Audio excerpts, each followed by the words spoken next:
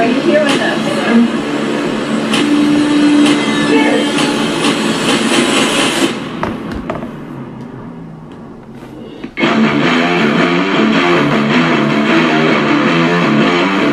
Hi, this is Neal with Graveside Paranormal Tours, gravesideparanormal.com, Graveside Paranormal on YouTube. How's everybody liking the tour tonight?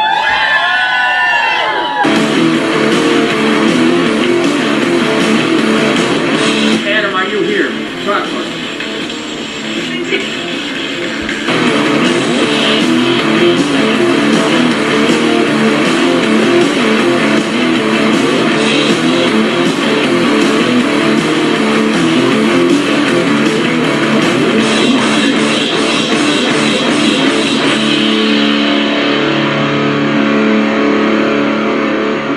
Hello everyone, this is Neal with Spirits by the Graveside, presented by Graveside Paranormal Investigative Tours, Graveside Paranormal Investigations. Hello everyone, happy holidays to everyone. We are in Thanksgiving, we are rolling into the Christmas season. One of my favorite times of the season, other than the Halloween season. Christmas is the most celebrated season, other than Halloween is the second. Both are running head to head right now of who would probably be the winner of the most talked about season. Sometimes it is Halloween. Sometimes this year, though, not so much, due to what's going on in the world with COVID-19. But I welcome everybody in. You know that this is Spirits by the Graveside. So grab your favorite drink. Tonight, my name is Neal Gibbons. Mine is tea. I'm going to have a little tea tonight. You can have whatever kind of drink you want. Make sure that you just sit back, relax, enjoy the stories that are going to be told tonight. Cheers to everybody. All right, let's start this off. In the news, holiday season is upon us, ladies and gentlemen. Yes, it's that time of year where we give off a lot of good cheer. And that Thanksgiving is going on, and they're talking about COVID again. That people are not supposed to be going out to their houses or other people's houses and their families. That kind of stinks, but at the same time, I understand what they're talking about. You don't want grandma or grandpa to probably get sick some way or another, and that's totally understandable. But me, I'm going to go over to my brother-in-law's, and I'm going to have a good time on Thanksgiving because I think it's a very important thing to be around family, because if you're not around the ones that you love, sometimes things do creep up on you, like mental things, psychological things like suicide and this and that, and we want to make sure that everybody doesn't think those kind of thoughts. It's hard being home alone. It's hard not hanging out with the ones that you love. Check on those people. It's very, very important. So that's one of the things in the news is the Thanksgiving and through the holidays. Make sure you check on your loved ones. It's very, very important. It's important to you and it's important to them. Another thing in the news is I have a friend named Patrick of Ghostly Society. He's been a little ill lately. He's a very good guy. Him and Rebecca, they're just awesome people. I want everybody, if they can, to say some good prayers for Patrick. I sent him a message recently. He's a very strong man. He's going to be out there keeping himself strong. I wish him the best. I wish him to get back as soon as possible. I love the show that they do. So I say God bless to you. And moving on now, we are going to be talking about Krampus. Everybody knows what Krampus is. It has been around in the American society now for at least about, I'd say, 10, 15 years. Wouldn't you say this is Miss Carrie Been, who is going to be joining us tonight? Wouldn't you say that it's been around at least a good 10, 15 years now in the American society? Yeah, it probably about that long. I would have to say that ever since that one movie was released, it's become more well known. More mainstream. More mainstream. Yeah. So sit back. We're going to bring Carrie in here in a minute, and I welcome her into our show tonight on Krampus. But a couple first things is, Carrie, tell us a little bit about yourself. How did you get into what you do? And please explain what you do. She owns a store called Moonlight Bean. And she sells a lot of oddities. So please go ahead and explain to us a little bit about yourself. Well, I would say probably about 20 years ago, me and my husband just started our own decorating, getting, for our kids. In our house, we did a big haunted house, and he was making all the stuff, and I just couldn't, find Halloween decorations that I already didn't see everybody else have. So we just started making our own. And over the years, we had so many people tell us, "Oh, you need to sell this stuff. You need to sell this stuff." So few years back, I just started doing craft shows, and I was doing okay at them. But then I met somebody that showed me the dark side of the craft shows. And explain to us what's the dark side of the craft shows. Well, so during the holiday seasons, we do a lot of, like, Krampus was the first one in the holiday season that we did. Obviously, around Halloween, there's all kinds of events, spooky events. But Halloween or Christmas was the first one. It was a Krampus that I first did. That was probably about 3 years ago. And it's just, it's mostly all artists or vendors. They're all kind of crafts. A lot of oddities. People have taxidermy stuff you just wouldn't see at a regular school craft fair. Right. And it's all out of good entertainment. There's no evil involved. There's nothing wrong about what it is. It's all about entertainment. Am I right on that, Carrie? Oh, yes, definitely. Nothing, there's ghost stories and folklores people do their art after. Nothing has to do with any, like, summoning demons and wishing bad ill to anybody. It's all fun. Sure. And I've done business with you before at an event that we had, and you and your husband are just great. You guys really put together. He makes a lot of really awesome things, ladies and gentlemen. And we're going to get at the end. When we get at the end, Carrie's going to give out all her information. What was one of the main things that you really, other than the haunted houses or anything like that, have you ever had anything? And I always ask a lot of the people who come on Spirits by the Graveside, our guests, has anything ever paranormal happened to you? I don't know. I always welcome it and think I'm gonna, I've heard people tell stories, and I never know if I had an incident. I do think once or twice after I had a loved one pass away, there were a couple incidences that were just, I thought, maybe coincidence.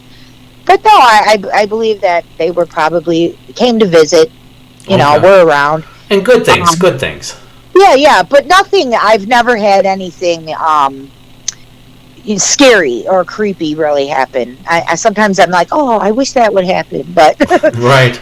But it never does, but it has never done. But I've just been so fascinated by it. Sure. And you know what, the groups that were around, it's such a fascination with the supernatural, the paranormal. It's nothing wrong or evil or anything like that. It's just everybody has a natural curiosity and likes to research certain things and hear the wonderful stories that are actually told about these kinds of the events that do unfold with some of these stories. Oh, yeah. Back when I met you, that was when you were doing that one with Resurrection Cemetery. Right. And I grew up with that whole legend of it. And it was so exciting to relive that as an adult and really get into it more than as a kid. Because as your kid, you're only told so much by your parents, and then you're scared because you're a kid. And then you're put to bed. Yeah. So that really excited me more about it, Right. And one of the things that we're talking about tonight is Krampus, and let us begin. One moment, please, ladies and gentlemen.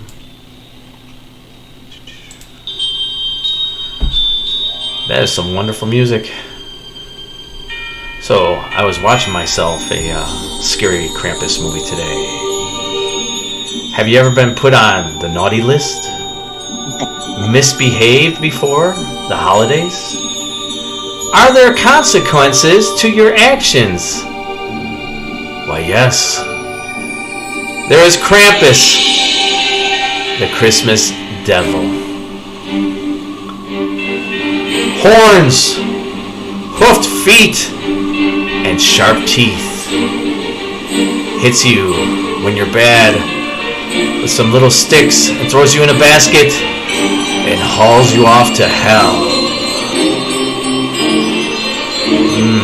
Interesting. Originally, Krampus started off in Austria and Germany, during the 17th century. One of the first origins of Krampus was Percha, the winter goddess. Have you ever heard of that before, Carrie? I have heard that part of it.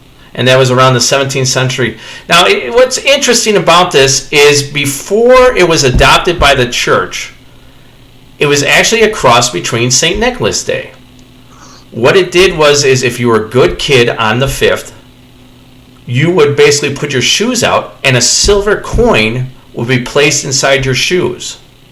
Now, if you were bad, the Percha would then become the bad Percha. And she would lay on top of your belly and cut open your belly and take out all the little things that are inside you. And then would stuff you with hay and rocks. And then you were done for. Have you heard that story before, Carrie? You know what? Not really. Not really. You're like, no, not really. I was very, even that whole Saint Nick, I only really learned about that a couple of years ago. Oh, really? Yeah. I grew up in a semi-Catholic, family, but I don't know. My family wasn't into the scary, creepy. It was something like me and my dad. Sure. So during the 12 days of Christmas, Percha would visit children and place a coin in their shoes, like I said, and pull out their insides and stuff it with hay and stones. That's just crazy. I mean, that would just scare a kid to be good 365. You know what I'm saying? Yeah, I've been following a lot of folklores over the last few years, and it seems like there's a lot of folklores to scare little children. Oh yeah, I mean, it's kind of good, to keep them in line, but not to the point where they're going to probably poop their pants. We really don't need that. And, yeah, and did you know that the church adopted and changed the pagan holiday because this actually came from a pagan holiday? And the reason why they did what they did is like when we talked about our Halloween show, is they adopted a lot of these pagan holidays basically just to convert people over to the church. So what they did is they adopted it and then sprang what's forward and now, as we know, as Krampus. And then in the 1800s, Krampus actually started getting greeting cards. And it's actually on December 5th that this happens, on Krampus Day. And what happens is, if you're a bad boy or girl, like we talked about in the beginning, he'll come around, put you in his basket, and take you to hell, which is not a good thing. But then on the other day, the next day after, which is St. Nicholas Day, where you put out your shoes, and you go ahead and you put them out there, and candy is supposed to be put in your shoes, and you're supposed to grab them the next following day, which is a very nice thing. I definitely want this December 6th thing to happen to me, not the December 5th thing to happen to me. You know what I'm saying, Carrie? Yeah. I heard a story before about, like if the bad kids would get hit with stones and sticks from the Krampus. Yeah. And then the next day they would wake up and heal their wounds or lick their wounds sort of like with their candy and gifts from Saint Nick would leave in their shoes. So that's the story I kind of remember of Krampus. Well, that's a wonderful thing about legendary stories is that there's so many stories out there that are legendary. They change throughout the years. Like even one of the parts of the story about Krampus is he could also eat little children. And I'm like, what? You're going to eat them? That would just scare the heck out of me right off the bat. Now, you went to a Krampus loft before. Please tell us a little bit about that. Yeah, I've done a Krampus, so it was like a market they do. Mm-hmm. And that was the first one I did that was kind of like themed for around Christmas. And they set it up. It's all a Krampus, so a lot of people have their artwork of Krampus, their little stories of Krampus, and then just other artwork. And it's towards the dark art, like I said. You know, you don't really see a lot of cutesy things or stuff. I personally do a lot of the horror movie stuff, so I do have some Krampus stuff that I do because I do for them for every year. The Krampus market this year that they're tentatively trying to still put it on. I'm not sure if it's going to happen because the place that it's at is iffy. You know, they're shut down now, but they're trying to get back open. So now, were they going to be doing that outside in a tent area kind of thing? Outside? No, they do that inside. So that's where the problem, I think, is. Where that's a shame. That's really how you're going to be able to do it. You know what bothers me about things like that is, and not to get off our subject, but is that you go to the local grocery store and walk around with people with masks. So, I'm saying, why can't we have a little bit of a celebration inside of a building where people are adults, because I would love to see you guys be able to go out there and make your money and this and that and do very well and everybody's happy with it, because there's a lot of people who do love this Krampus. I mean, it's incredible how many, and within, I would say 15 to 20 years time, how America has adopted this. It's crazy. Yeah. The Krampus one too, that I was supposed to do. They do. It's great too. They have one of the local haunted houses. Right. They come. They were there, I think, the last 2 years, and they have the gingerbread. If you remember the movie that came out in, I think, 2016 or no 2015. Okay. Kind of really put Krampus into the mainstream. Mm-hmm. There's been other movies. I know. I just watched one today. There's a total of 8 of these movies that have started since 2010. Yeah. And one of the ones was, I watched a thing, A Christmas Horror Story, and it has William Shatner in it. Yeah, I don't think I know that one, because you mentioned that to me before. I'm like, I'm gonna have to check that out. It wasn't bad. It was not bad. The ending, I will not give it away. It's weird. It is a weird ending. The Krampuses in that movie there are just spectacular. No CGI, just really good costumes. The storyline, not too bad. I enjoyed it. It's a simple storyline. Krampus runs around and basically kills people, and gets the bad people and just does what he does to them, which is pretty cool. I mean, well, maybe not. But, so, and I was watching today, because of the show that we were doing today, I'm watching these Krampus lofts, and they do it like a regular parade. If it was like St. Patrick's Day parade. Oh, yeah. It is amazing. They have these, and I don't know what they do, but I don't know if it's supposed to be poopy or what, but they take something, they put it on their finger, and they put it on the nose of somebody, and they just scare the bejesus out of them, and they just go around, and the costumes that some of these people have are just unbelievable, and people just pile on in for this stuff, this Krampus. Yeah. It is. Yeah, the first year I've ever done one, it was so packed. Like, this would not be the year to do one of those, the packed one, because it was extremely packed. But everybody had so much fun, and like I said, you learned a little bit about the people that came just to check it out. They learned a little bit about the folklore because they didn't know, And then they had, like I said, in that movie from 2015. They had the gingerbread men came to life and were terrorizing you, and that's awesome. The Jack in the awesome. Box. Yeah, that's awesome. They had all them guys all dressed up, and they were great. They were dancing in the parking lot. The gingerbread man had some kind of shin guards on that he was sliding across the parking lot, and they were sparking. It was cool. It's really kind of upsetting to not be able to do all that this year. Yeah, I understand. Totally understand that. But it's also nice though that people get together and there's nothing bad about it. It's just people just trying to get together, just have some fun, just like Halloween is. It's like almost like an extra day of Halloween if you think about it. Oh yeah, and like I said, they've carried it over now. Halloween has gotten so big over the last, I'd say, 20 years. Oh, I mean, it's really crazy. It's crazy. That's my favorite holiday. We do a big haunted house, which we kept up this year, and we are going to plan some things because this COVID, people need to get out and enjoy themselves still. Yep, because they get through depression and this and that, and we don't want people leading to other things like I was talking about earlier.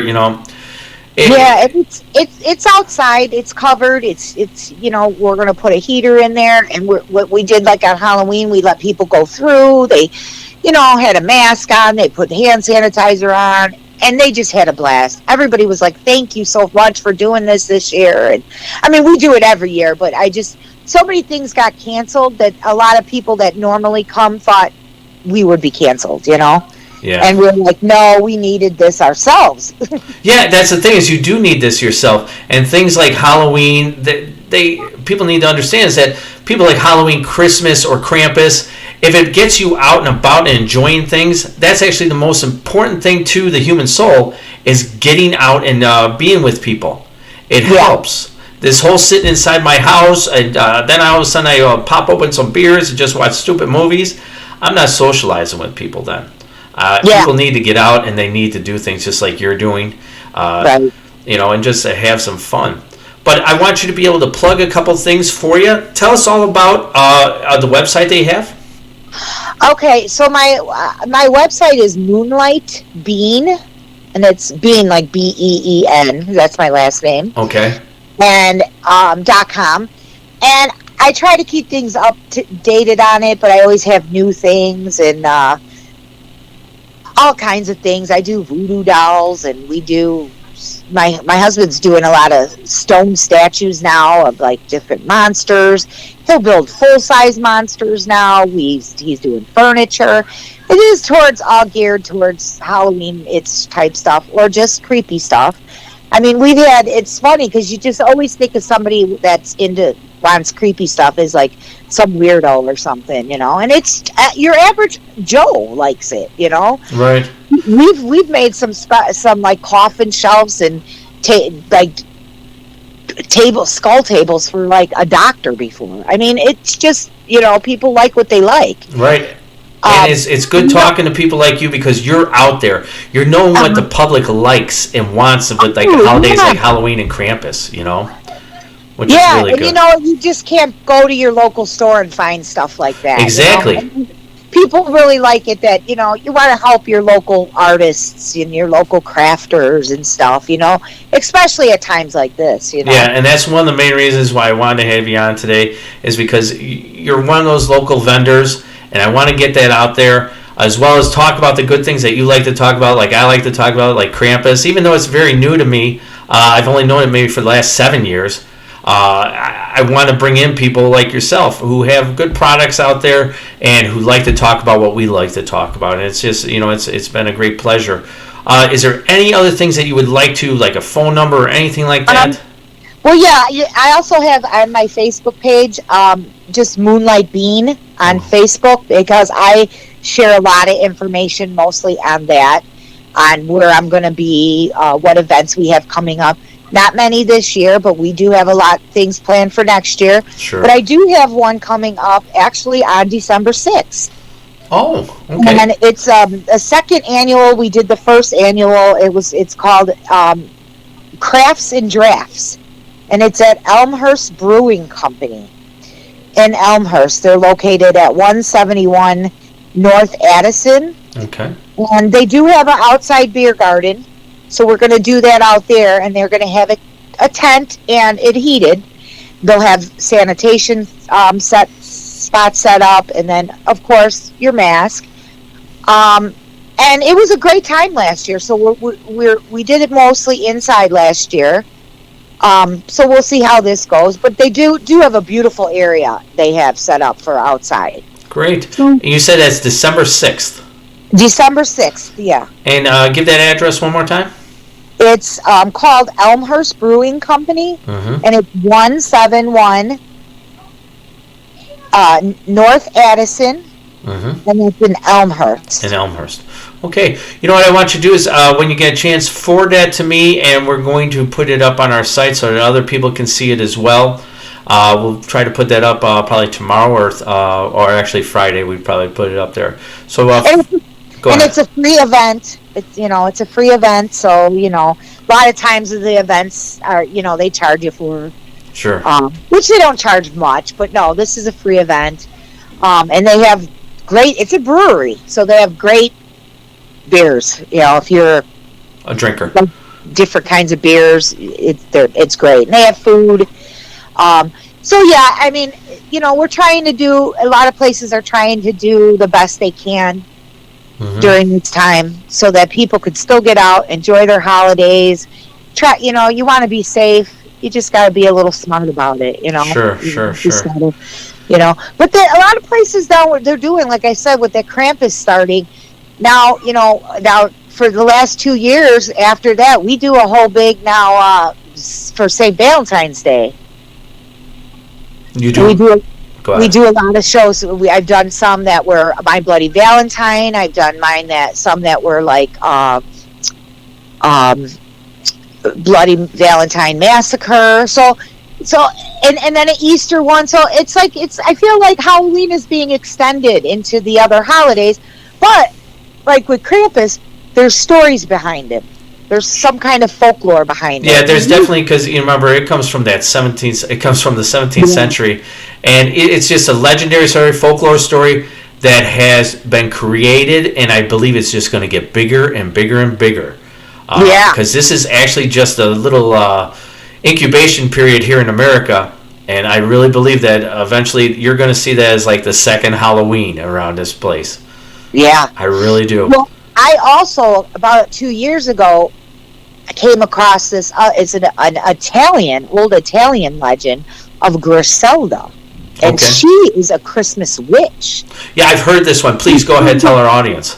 Yeah, I don't know very much about it. I've been reading about it, but it's just, I was just fascinated by it because I'm kind of fascinated with the whole witchcraft thing anyways. Sure.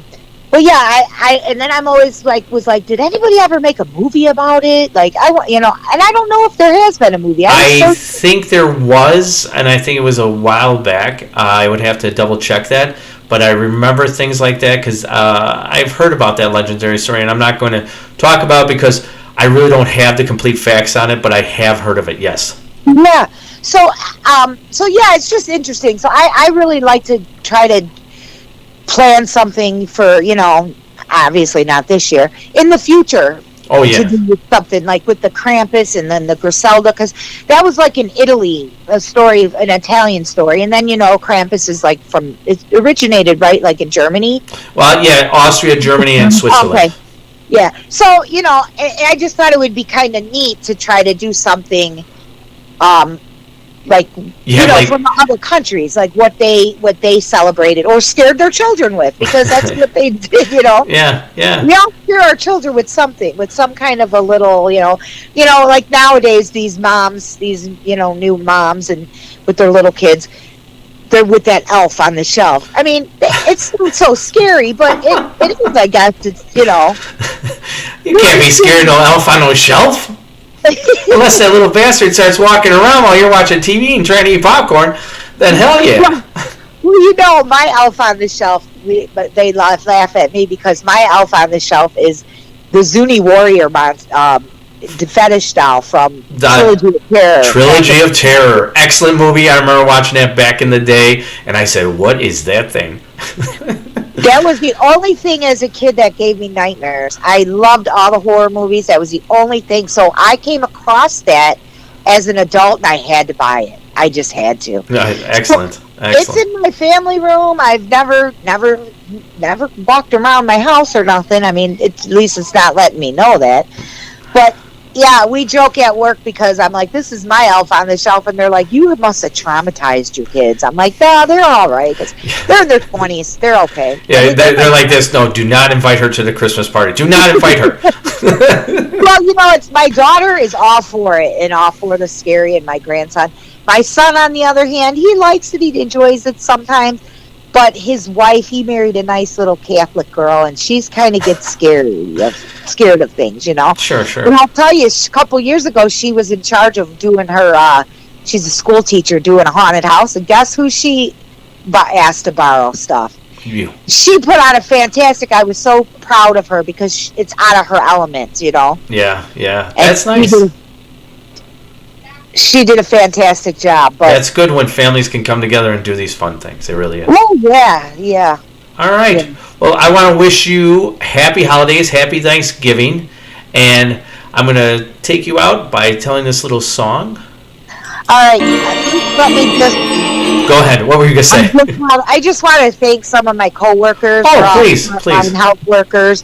nurses that have been out in parking lots and collecting these COVIDs in the the rain and the snow this last week.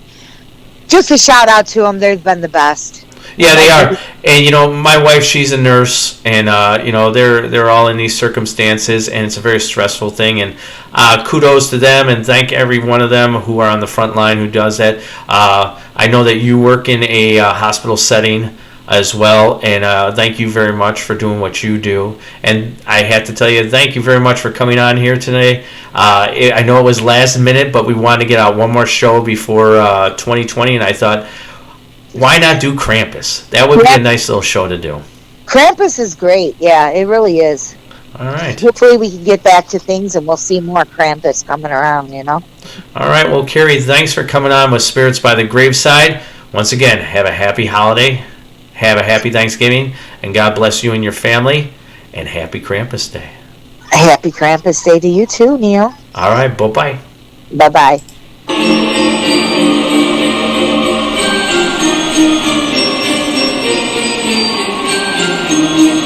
All right, ladies and gentlemen, Krampus. We'll be back right after these messages by Graveside Paranormal. On the second half of this show, we are going to be talking about Poltergeists. We'll be right back. Ho, ho, ho. This is Neal with Graveside Paranormal and Spirits by the Graveside. Every Sunday night at 7 o'clock, we will be on Anchor FM, Spotify, as well as YouTube channel of the episodes that we do. We also do investigative tours throughout the Chicagoland area through Graveside Paranormal Investigative Tours. And also we do investigate the paranormal. So if you have a problem or anything like that, we are more than happy to help. Our number is 708-227-7747. Once again, 708-227-7747. Boo. All right, we're back. This is Neal with Graveside Paranormal's Spirits by the Graveside, Part 2. On our Part 2 tonight, we are going to be talking about poltergeists. I have with me tonight a man who is not new to the investigative realm of the paranormal, Mr. Tony Szabelski. Am I pronouncing that correctly, Tony? You got it. You got it right, Szabelski, yeah. Man, I am good at this thing, I'm telling you. Very few people get it right on the first try. Good. Tonight we are going to be talking about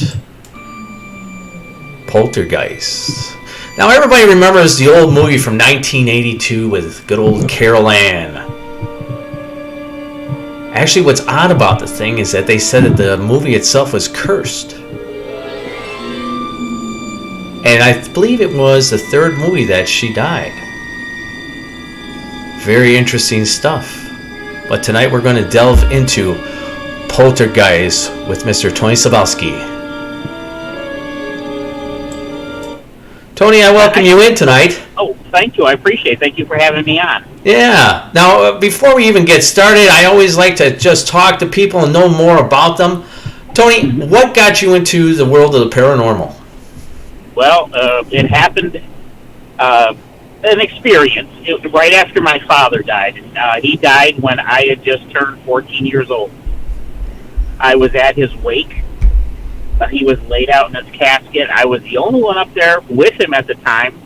And I didn't say this out like verbally or anything, but I just thought in my mind that if he could give me some sort of sign that he's okay, that he's in a good place, that I wasn't going to worry about him anymore. And at the moment I thought that, the lights in the funeral parlor went off, and they came right back on. They blinked on and off.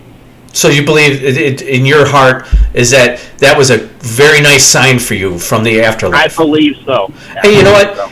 And I love hearing stories like that because I do believe in stuff like that. I do believe in things do happen, and I do believe that the power of prayer, the strength, no matter what religion you have or your faith, it's you inside. As strong as your faith is, good things can happen, and I'm a big believer in that. I believe you are as well. That's true. Yes, that is very true. Right. What else about you? What else do you do? I know that you do tours throughout the Chicagoland area. What do you do? Well, I've been investigating the paranormal probably for about 20 years now. Wow, I that's was a long with time. a few different groups, including the Snap It Paranormal group, which I know you talked to Michaela Bacon. She's the psychic for that group. Right. The church in Cicero is the place we use as a headquarters. I've been a tour guide for like 10 years now. I initially worked for a suburban tour company, Haunted Hometowns Corporation, Okay. which gave tours out in Elgin and Naperville and Aurora. Okay. Was with that company for 7 years. It went out of business when the owner of the company, Diane, retired a few years back. Okay. In 2017. I started working for Chicago Hauntings in October of 2016, doing some tours for them at the Lincoln Park Zoo. Wow. And then I started with them the next year full time, doing downtown walking tours almost on a nightly basis. And I was still doing some tours for the suburban company for Haunted Hometowns up to the end of October of November of 2017. And for the last 3 years, I've been with Chicago Hauntings. Great. That's awesome. During any of those times that you went on any kind of the tours, and you say you've been doing this about 20 years, have you ever come across any kind of poltergeist activity? Honestly, no, I haven't. Right. I've heard stories from people. I know you give tours yourself, and Right. you've been investigating the paranormal for a long time, so I'm sure you've heard a lot of stories. Oh, yeah. I get a lot of people coming up to me on tours saying they believe they have like a poltergeist in their house. Mhm. I think I mentioned to you the other day when we were talking, one of the walking tour I do in Lincoln Park ends at the site of the St. Valentine's Day Massacre, where the garage used to be. Right next to it is a house, which the house was there when the massacre would have taken place in 1929. The house is still there. I got to know the owner of the house because he'd seen me there with the tour groups, and he came out a few times and he was talking to me. And he would say that he believes he has poltergeist activity in the house because him or some of his tenants have seen things like flying off the shelves, flying off of counters. But again, he never really invited me into investigating it. Right. And, and like we were talking before, there's really a fine line to really define a poltergeist haunting. See, just so we can put our audience up to par on this, is that it originally comes from the German word meaning noisy spirit. And what happens is there's a lot of things that are thrown around throughout the environment that a person lives in, a house, a business. Usually sometimes it's psychokinetic. And what happens is a lot of girls who are coming up to that time of age where they're going through their menstruation are usually the ones who are causing this. Also, and I don't mean to gross people out, and I don't think it's really grossing people out because there are people like this, it's actually been known for hermaphrodites. Those are people who have both sex organs. They say that due to the conflict that goes inside them because their emotions are going up and down and left and right, that they can cause poltergeist activity. Have you ever heard anything like that before, Tony? Yes, I have. Yes, definitely have. Right. And the psychokinetic energy is usually projected out to the environment, which causes things to be thrown around, doors to be opened. Now, when there's poltergeist activity, it's many things that are happening. Dishes are being thrown, and doors are being closed and opened, and da-da-da. That's why we start talking about the fine line. Now, if you go into a haunted place, and the only thing that happened was a door opening, would you say, Tony, that would be a poltergeist activity? If it's just one door that opens up. I would say no. Exactly. And I've had people, and once again, I've never come across that. I've come across many hauntings. Yeah. And we've documented doors opening, but that does not mean that it's a poltergeist activity. It has to be more than one thing happening inside of the environment. Uh-huh. Could also latent energy. That means from years ago, let's talk about a Bachelor's Grove thing kind of a thing. Mm-hmm. could something traumatic happened in a timeline, could it be leaving some kind of energy? And then all of a sudden, something is entered into an environment that could also cause poltergeist activity. Yeah, that could happen. And that's one of the things that we're going to talk about tonight. It's called the Humpty Doo, and it's a Humpty Doo case. It was in Australia. Have you ever heard of this, Tony? I have. I don't really know a whole lot about it, but I have heard of it. Right. It's actually a very interesting story. And the reason why I'm bringing up the Humpty Doo poltergeist is because it's one of those fine lines that you and I were talking about. Have you ever had it where you were in a haunted house, a place that is supposedly haunted, and then doors have opened up, though? That happened, I think, on 2 occasions that I can recall. Mm-hmm. Do you know what places? There was a private home that I did. I don't want to give the people's names out. No. You don't have, no. I wouldn't either. It was like in the Montgomery, Oswego area, suburban Chicago. Okay. And then at the Villisca Axe Murder House in Iowa. Oh, you did that one, huh? Yes, I did that one. How did you like that? It's a very interesting place. We actually spent the night in that place. Supposedly, we're supposed to sleep in the rooms. I don't even know if they allow that anymore. But this was probably about 9 or 10 years ago now. A lot of interesting things did happen there. One thing that happened, there's the neighbor girls who were killed along with the family. I think their last name was Stillinger. Really? I slept in one of their beds, one of the girls' beds. The neighbor girls that were killed. And when I woke up in the morning, there were 2 screws underneath me on the mattress that I did not see any time during the night. Don't know where they came from. They didn't look like they came from the bed.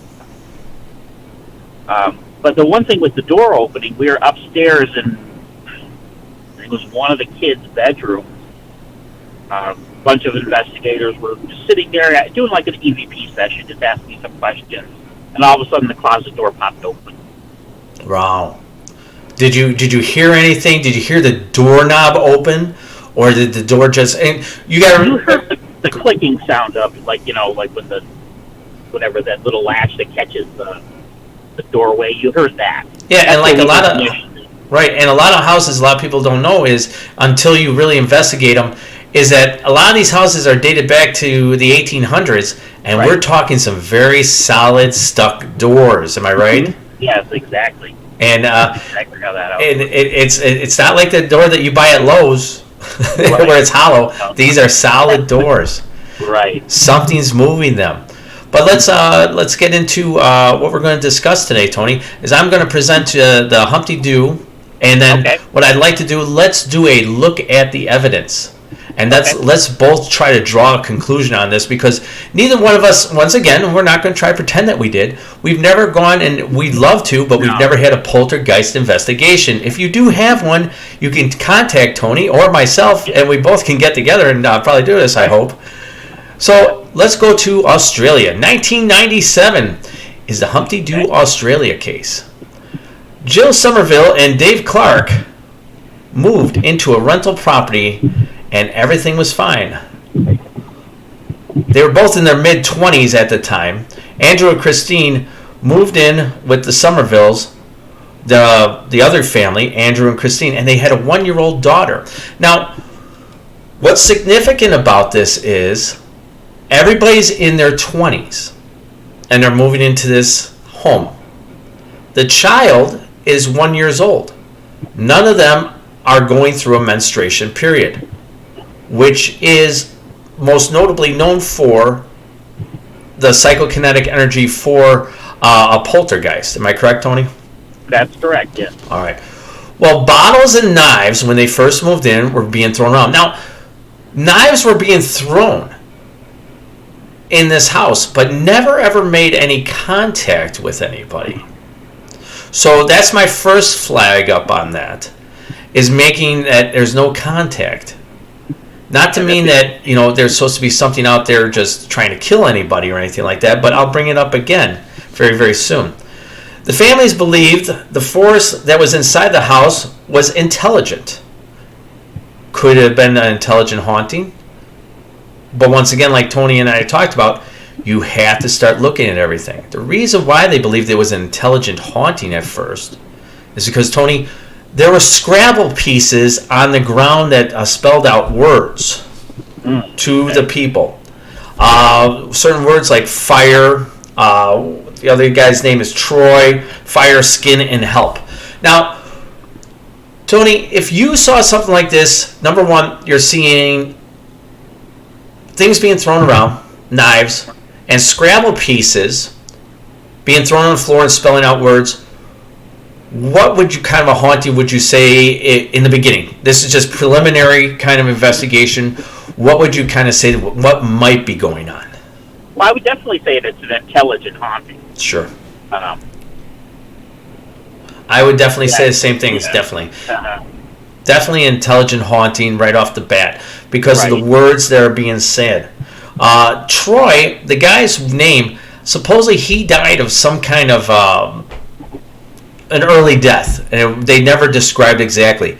Sometimes the family believed that maybe Troy was the one who was haunting the house.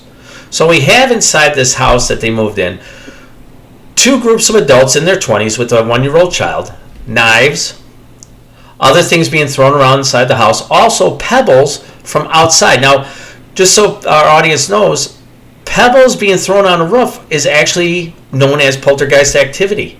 Right. I looked that up, just so you know. I never did that, but I did look that up, and I found out things being thrown. And now here's another part, Tony. Things were dropping from the ceiling and opening up. Something was opening up and dropping stones and from the ceiling. Mm-hmm. Now I would start thinking kind of like a portal haunting, wouldn't you? Right. Yes. Yeah. I mean, if I start hearing that things are opening up, in the ceiling and dropping, let me ask you this question, Tony. Could a haunting kind of have like a big storm of a whole bunch of things, like a poltergeist, an intelligent, and an entity, all be in one, you think? I believe it could. I believe it could, too. I really do. I believe that sometimes you could take, for instance, their friend Troy. He could be a lingering spirit that has not had any, hasn't been able to be laid to rest correctly, then move to the other side, trying to communicate probably with his friends because they're in their 20s. You also have some kind of poltergeist activity because things are being thrown around. Right. But then you also have an intelligence of Scrabble words, and now you also have things being fall from the sky, which is kind of like a portal haunting. But people don't realize also part of a portal haunting is kind of a residual haunting. Would you agree with that? Yeah, right. Because, sometimes these things show up. Right. So let's, me and you, look at the big picture here. Number one, there is no adolescence. The Somerville's, the haunting was intelligent by spelling out words of Scrabble pieces. If you were to walk into something like this right now, Tony, how would you, as a paranormal investigator, your best opinion, what would you probably say to a family like that? Yeah, that's a tough one. Yeah, it is. That is a tough one. Very tough one. It is, because I think it's actually the perfect storm of all the things that are going on. Uh-huh. I don't think it's a poltergeist haunting. And I know I just gave you limited information, and that's what I gave to you.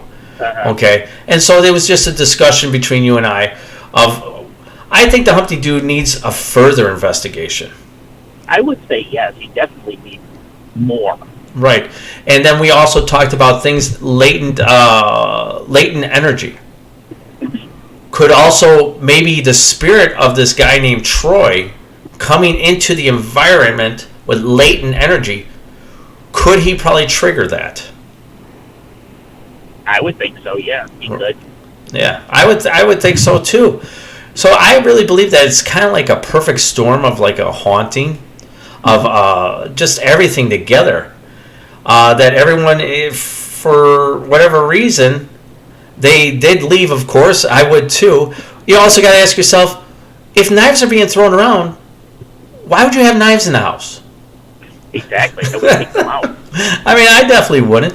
What is the closest thing that you ever did where you believe that it was 2 or 3 different kinds of hauntings like that? Well, Velisca would definitely, I would think, was something along those lines. Okay. You have the guys who were, nobody was ever convicted of the crime, so I guess you have to say the suspected killers, who probably were haunting the place. And there was talk about certain things. It never happened to me while I was there, other than the door opening up. But there was talk of things being moved around in that place, or people being pushed in that place, and other investigations. Okay.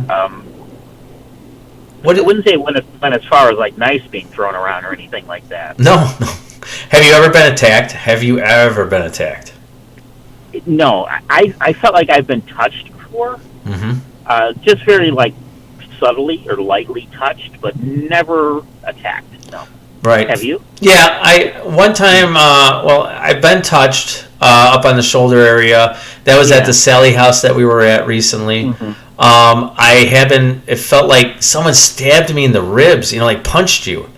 Mm-hmm. And I had this psychic with us, and he he bent over too, man, like he got punched. It was a story about a lady and her husband living in a house in Indiana.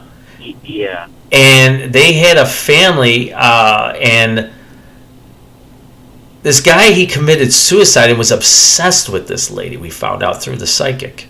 And everything that the psychic was saying, I have to tell you, man, this guy was on mark. Mm-hmm. And we got it so that she explained to us in a letter what she believed it was. And before I even talked to his psychic, he explained it to me too, that it's a man who is obsessed with this lady. And I said, oh my God. It's so amazing when sometimes some of these pieces fall together. Isn't that so cool? Have you ever had that where you're investigating something and they don't know what it is, and then all the pieces just fall in? Right, yeah. It's always I've had it a few times, yes. Yeah? Mm-hmm. That's awesome. What is your most favorite case that you've ever done? Okay, let's see. That's a good question. I've done so many. Now, you've done the Congress Hotel, I know that. I've done the Congress Hotel many times, and I've had a lot of very weird experiences at the Congress Hotel. It's probably one of my favorite places to do investigations at, just because of that. What kind of a haunting do you think the Congress is? I think there's definitely intelligent spirits there. Okay. Because there's been a lot of suicides in that hotel throughout the years.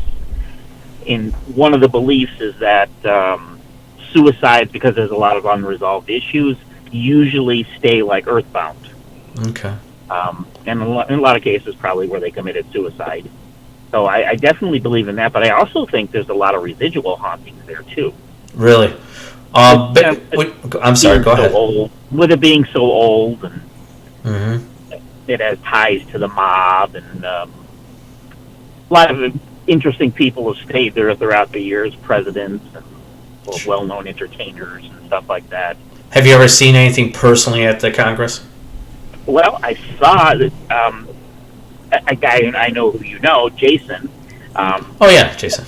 Yeah, we were doing an investigation one night there with a group of people, and we were coming from the 12th floor of the North Tower. There's a north and a south tower in the hotel.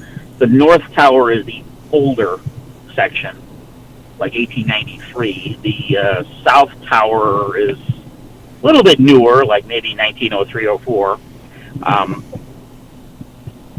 We were heading from the 12th floor of the North Tower over to the South Tower in room 441. Mm-hmm. And 441 is supposedly the room that gets more calls to the front desk mm-hmm.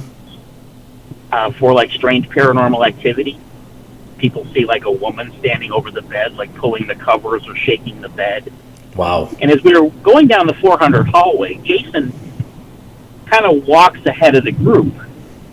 I'm a little further back. There's a couple of ladies standing on either side of me. Now, this is in the winter. This section of the hotel was completely closed off. They have lights on, and they still keep it heated, like very minimal lights. And Jason kind of abruptly turns to the right instead of going straight down the hallway where the room would be. And we kind of stop and wonder why he's going that way. Thought maybe he saw something down there. So I stopped the group, and I'm like, well, I'm going to go see where he went. And I go down that hallway, and I'm calling out his name, and he's nowhere to be found. Wow. So I get back to the group, and I'm like, well, let's go to the room. He knows how to get there. He's been in this hotel with me several times. So we go to room 441. Just as you open the hallway door, room 441 is the first room just beyond that door. And Jason's just standing in front of the room with his hands like on his hips and looking at us like wondering where we've been. Now, isn't room 441 supposed to be sealed, or something supposed to be in front of it? 666 is sealed. Oh, dear Lord. Yeah. And a couple others. I found a couple others that are sealed that I really don't have an explanation for. But me and Jason always... Hello? Hello, Tony? And not him, because he insists that he went straight down the hallway. Oh, okay. Yeah, I lost you there for a second. Oh, okay. Yeah, sorry about that. Have you ever been to Szabelski Cemetery? Yes, yeah. Now, I just want to tell the viewers, it's a very interesting place.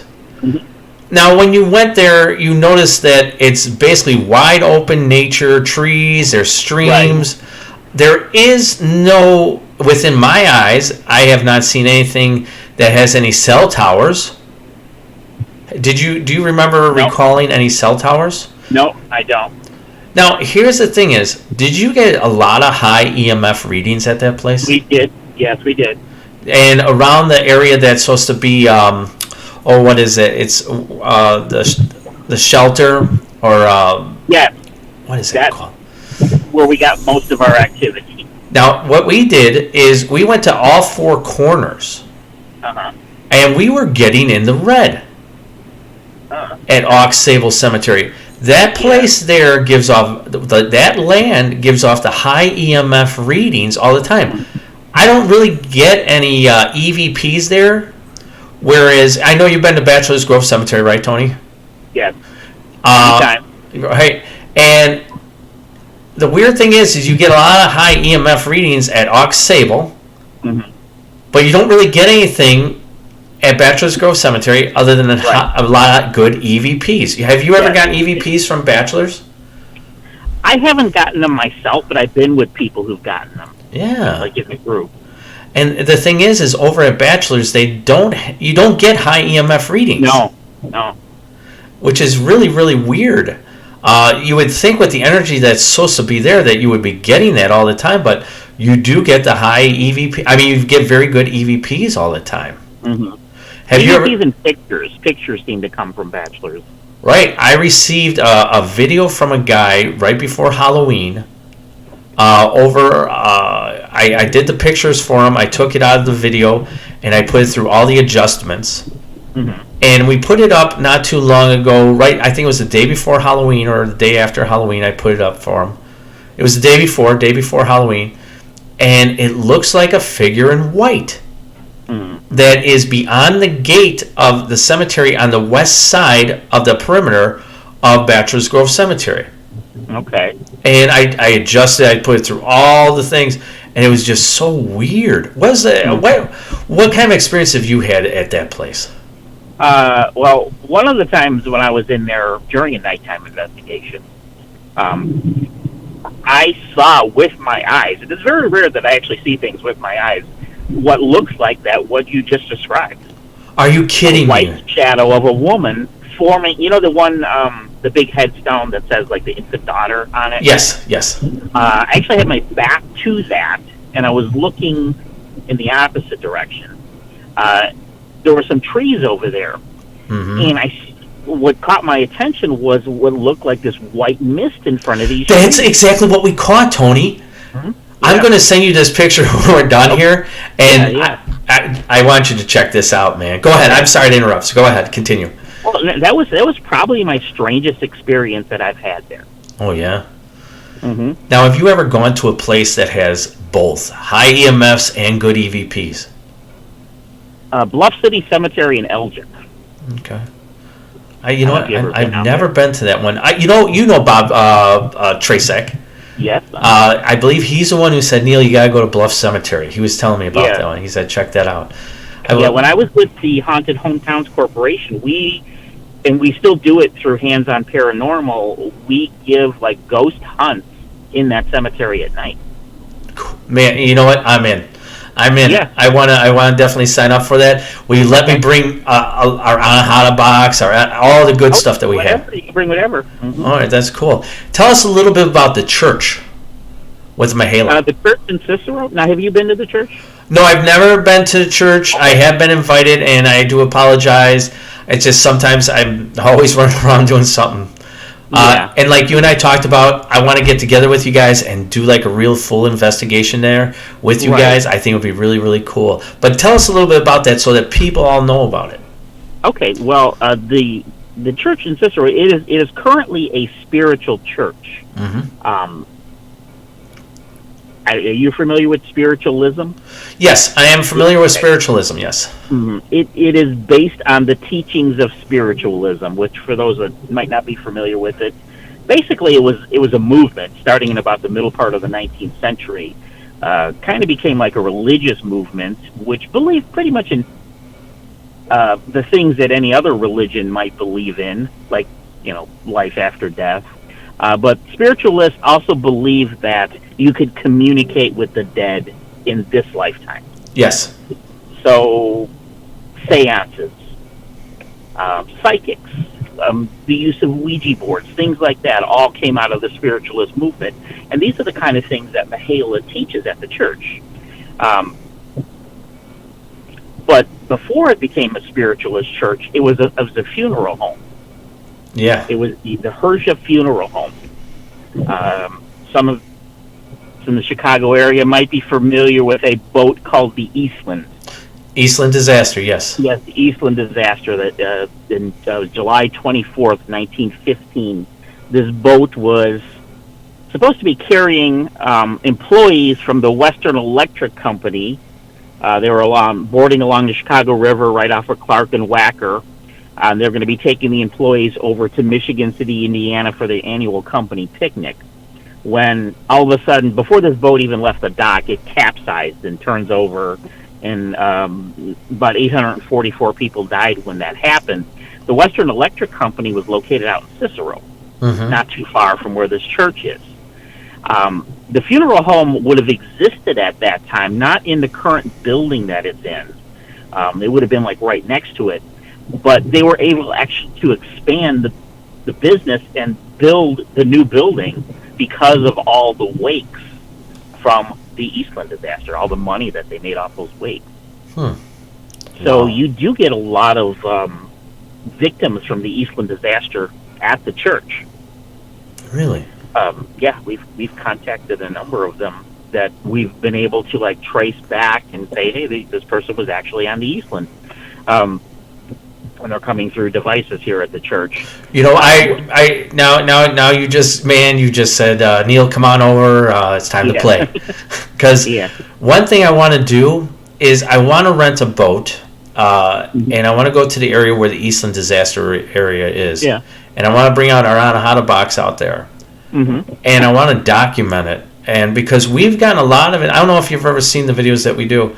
But we've actually got some very good, intelligent answers from the things that the creator Steve Limeweber made, the Anahata Spirit Portal box. And it's amazing when the right person is talking to it. We actually had a lady who was having direct conversation with her mother-in-law, like a conversation like on the phone. Oh, wow. It was really. We were at the old Widow McCleary's. You know that place. Yeah, down. And so we went to go investigate Widow McCleary's. It turned over to the well in Thornton, Illinois. And we got some pretty good stuff out of that. But I believe it was because this lady has a very good psychic ability. And it was just so awesome. One of the things I'd like to ask you is, what is on your bucket list of a place that you would love to go to investigate? been wanting to go to Waverly Hills. I have not been there. Now, you bring up a place just like I want to go to Waverly Hills too. I really do. But sometimes I feel like it's been done so many times. But at the same time, I haven't been there. You know? Right, exactly. And the other thing is, there's no heat. It's all open windows. It wouldn't be something you'd want to do at this time of year. No, not at this time of year. Because, and also, will you get in trouble if you go in there? Or is it open for, do you have to pay into Waverly Hills? You have to pay, I believe. Yeah, so somebody does own it. I haven't really looked into it, but they have different types of things. But they have like daytime investigations. Mm-hmm. They have something I think they call like flashlight tours, where it's basically just a tour of the building with flashlights. Yeah, because they have those shoots, those body shoots that are in there. Yeah. Mm-hmm. I would love to watch. You remember the old show Sightings? Yes. Yeah, I used to love watching that show. Me too. It was one of my favorites. Do you have time to talk about one more little haunting? Sure. Yeah. So, I'm watching the show Sightings, right? And it's about 1993, 94. Yeah. And it's in the Justice area. Uh-huh. There was this lady, there's this apartment building that looks in an odd place. Uh-huh. And she was living next to, what's the name of that cemetery? It's right next to Resurrection. Bethania. Thank you. Sometimes I get brain farts. So I was living in Justice, Illinois for a minute, right? Okay. Yeah. And a buddy of mine, he calls me up and he says, Neal, this lady, she's selling this car. I want to go out and go check it out. You're familiar with the area? I go, yeah. So we go to this apartment, mm-hmm. and I knock on the door, and the first thing I do is I kind of recognize it. Like, I've seen this lady before. Mm-hmm. And so I'm thinking about it. She's got MS. And I go, excuse me, ma'am. I go, don't you, and I go, I don't want to be rude. I go, didn't you have a child and your child passed and you were on the show Sightings and supposedly the child is still with you inside this house, and if you put toys on the ground and if you leave, the toys will be back when we come back? She goes, yes. Mm-hmm. And do you know this story? Yes, I do, yeah. And the lady said to me, I said, can we do that? I just, it's kind of like the rude, ignorant side of me, but at the same time, I'm like this. I'm like, I got to do this, Right, definitely. So I told the lady, and she brings us outside, and outside, underneath the bushes, are these mm-hmm. tombstones. Yep. And I start remembering the story, and I go, isn't there supposed to be some kind of shadow person that's supposed to be down in the basement? And she goes, yeah. And I go, you were on Sightings, and they showed the videotape. She goes, I'll show you the full videotape. The parts that were not allowed on Sightings. Mm-hmm. She showed me this videotape, and you see this shadow person. I don't know, how many times, have you ever seen a shadow person? Yes. Have you ever... I saw one just this past weekend at Ashmore Estates. Oh, did you? Really? Yeah. Yeah. That is awesome. Have you noticed, though, that shadow people usually move left to right? Yes. I don't know why that is. It's like, for some reason, they have to move left to right. Uh-huh. I don't know if they're trying to hide or what they're trying to do. So, in this video that I'm watching, this entity, shadow person, if you will, mm-hmm. is moving left to right. And what I found so cool about this is I met this lady. Mm-hmm. And I'm like, man, it was so nice. It was so cool. Have you ever told people about this story? Sometimes I do the Resurrection Mary tours along Archer Avenue, and I have brought it up. Mm-hmm. I don't know. Do you know Wally Dworak? Oh yeah, I know him. Yeah, one time I had Wally on one of my tours, and he got up, and we're near the area where it happened, and he's like, August Bonas, I think was the guy's name, whose headstone was one of the headstones. Yes, you are right. And Wally's like, can I tell the August Bonas story? And I was like, yeah, okay, Wally, here you go. And I handed him the microphone, and he told that what you're just talking about there. Yeah. I thought that was such an interesting story.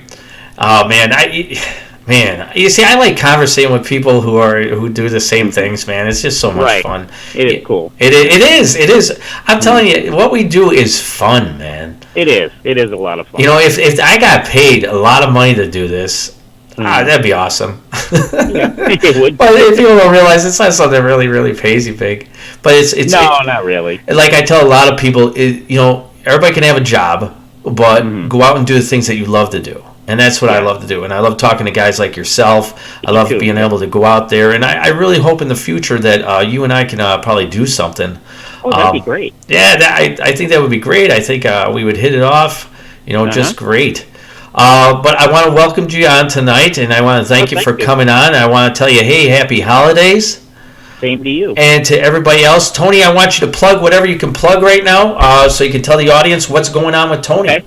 Well, we do have a public investigation at the church in Cicero on December 12th. It's from 9 to midnight. I believe it's $40 a person because we do have to charge for that one. Sure. A good portion of that does go toward Mahala and the church. Sure. Also, if anybody's interested, I'm going to a place in Indiana January 9th. It's the Old Benton County. It's two places in one night. The Old Benton County Jail and the Fowler Theater. Okay. Tell us about the Fowler Theater. Tell us about the Fowler Theater. Well, actually, Jason was supposed to go on an investigation with somebody there in October, but it ended up getting canceled. Or he didn't go for whatever reason. So me and him were talking, and we decided to put it together ourselves and go. I just recently found out about this place, like within the last few months, but it seems like it's becoming somewhat popular among like paranormal investigators to go to, and there's apparently a lot of activity in this old theater. Yeah, you know what? There's a lot of hidden gems that people don't know about. Like, I was forwarded to go into the Forge in Blue Island, Illinois. And we were that one I don't know about. The Forge in Blue Island. We did a full documentary there. We were supposed to do an event there on Halloween, but got I was sold out on that one too. And really? Yeah, and it got canceled because of COVID. Right. That's the story of the year. Yeah, what we get at that place there is a story about a young man who hung himself, and we get on a regular audio of a disembodied voice of a lady going, ah, and she does it like 3 times on her audio. Yeah. Oh, wow. Yeah, it's I gotta show you this place. It's really I have to see that. Yeah, it's really it dates back to the late 1800s, like a lot of these places do. Right. Yeah. What? Do you have anything else that you'd like to plug tonight? Well, I think that's about it. I mean, if anybody's interested in, we have some openings left for the one in Indiana. Yeah. I think I only have a couple people confirmed for that night at the church. So again, if anybody's interested in either of those, just reach out to me and I could set that up for you. And people can bring out their own equipment if they want? Yeah. Yeah. And do all the openness that they want. I'll have equipment there, as will if anybody else comes to help me that night. They'll have some equipment, but if people want to bring their own, yeah, they certainly can use whatever they got. All right, cool. Well, Tony, thanks for coming on today. I very much liked talking to you today. It was a great conversation. Too. I wish we had more time. But once again, happy holidays to everyone. This is our last show of 2020. We will start up after the first of the year, and we'll go right back into Spirits by the Graveside and try to bring you out some really good shows. God bless everybody, and always, boo.